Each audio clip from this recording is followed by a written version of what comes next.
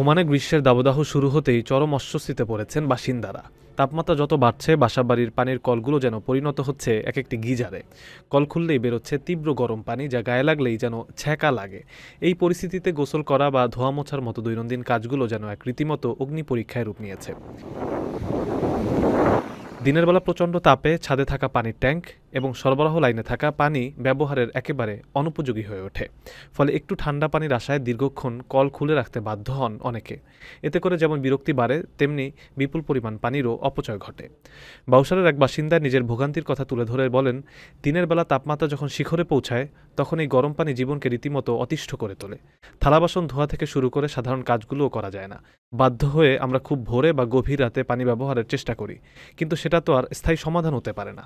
তিনি আরও জানান, অনেকেই পানির ট্যাঙ্কের উপর শেড তৈরি করে তাপ কমানোর চেষ্টা করেন, তবে রোদ পড়া উন্মুক্ত পাইপগুলোর কারণে সে চেষ্টা খুব একটা কাজে আসছে না। প্রবাসীর সিটিতে চলছে বহুল আলোচিত ফ্রি ফ্ল্যাট অফার, অর্থাৎ আপনি যে টাকা দিয়ে এখন ফ্ল্যাট কিনবেন 5 বছর পর সেই সম্পূর্ণ টাকা ফেরত পাবেন, আর সেই সাথে পাচ্ছেন একটি ফ্ল্যাট একদম ফ্রি। অফারটি সীমিত সময়ের জন্য, তাই দ্রুত যোগাযোগ করুন স্ক্রিনে দেওয়া নাম্বারে।